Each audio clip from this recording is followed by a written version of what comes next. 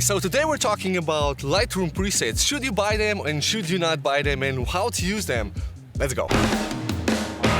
Hey guys, my name is Miro, welcome back to the channel. Before we dive in, I would kindly ask you to hit the like button and subscribe at the end of the video, so make sure you watch the whole video. Now, before we dive into Lightroom presets, we have to talk about what is the end goal of every photographer's journey. Where is the end of the learning curve of every photographer? And in my opinion, it's like this. If you're a landscape photographer, you wake up in the morning, you hike up a hill, you come to this location where there is just the best lighting and the best atmospheric, you set up your tripod, you set up your camera, your composition, and you take that one shot, and it's a banger shot. You print it out straight out of the camera and people just go like, wow, Miro, that is a banger shot right there. Or if you're a portrait photographer, you have to figure out a person that you've probably just met and you're going to photograph in a scenario that you've set up, you know, the lights, the strobes, the assistants, the reflectors, the backdrops, or if you're shooting outside, and you have to have the ability to figure out how to provoke a specific emotion, a specific expression on their face, and then take that one photograph. And then when you show them the photograph, they say, oh my god, I didn't know I could be so awesomely beautiful. Miro, that's a wonderful job. So what does all of this have to do with Lightroom presets? Well, absolutely nothing. That's the whole point of this video. Let me explain. Lightroom preset is basically a set of settings, a set of adjustments that you've made. You know, the sliders, the curves, the vignetting, the sharpening, the denoising and grain adding. All of these settings that you made in one photograph, you can then save into a preset. You bring in another photograph, click on the preset, and all of those settings get applied to that photograph. Now, unless these two photographs are pretty much exactly the same, it's probably not going to work the way you want. So when you hear big YouTubers like Peter McKinnon say it's a one-click solution to instantly up your photography game, or Jared Polin, you know, the Afro guy, I mean, I respect both of these creators, and I think Jared, in my opinion, is a really awesome photographer and I love his work, but they're both selling presets, and of course they're going to say that it's a one-click solution, but that kind of defeats the whole purpose of a photography learning experience, because if you don't know what you want to do with a photograph and you need to go through a set of presets that you just bought from your favorite photographer or influencer, well, then you haven't got an idea why you even took that photograph, and no preset is going to solve the problem.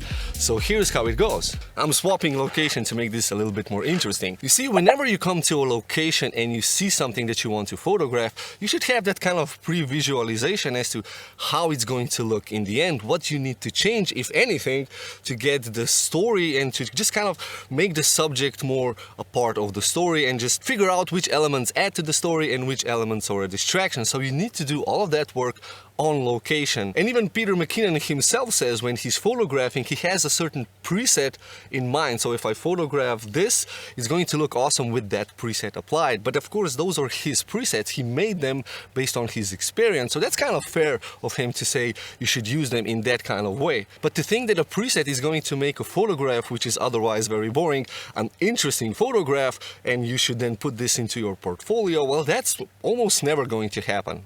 So why then would you even consider using any presets if they make no sense for your photographs? Well, if you have a set of photographs that look very, very similar and you don't want to do adjustments on each and every photograph, well, this is where presets come in handy. Or like in my experience a couple of months ago when I was photographing a sport event, I had very little time to download my photographs, pick the best 50 out of 1,000 every single day and upload that to that website which is going to do like an article about the event. So in this case, I used a preset with just some basic adjustments and applied it to all the photographs as I was importing them into Lightroom. And then I just picked the best ones, packaged them, exported them into JPEG and sent them within the hour. So that's really where presets, in my case, came in handy.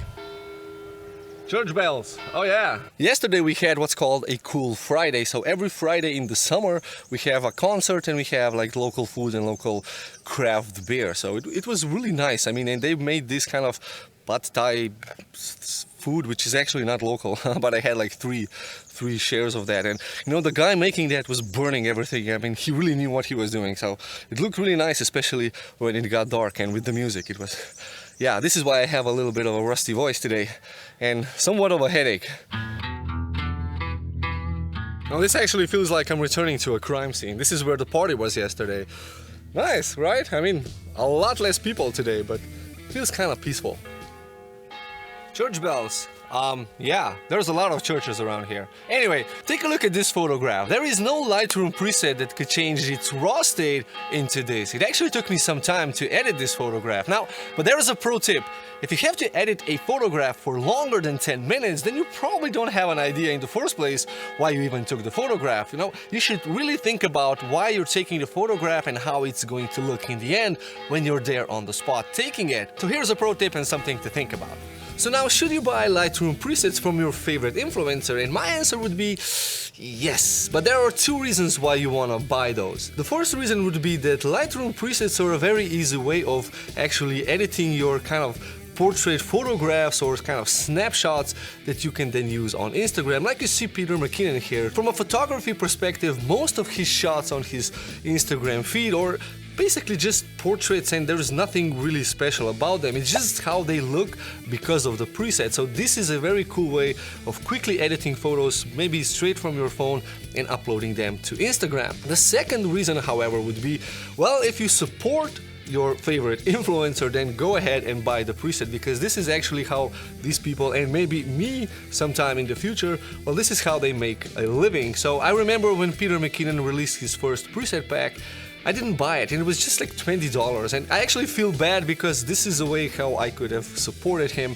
on his journey on YouTube. So that's it. That's what I have to say about Lightroom presets. Thanks for joining me today and on this lovely, warm, very hot, Please consider subscribing, hit the like button, and if you have any comments or questions, leave that down below. I'll see you guys in this video. Thanks for watching. Bye bye.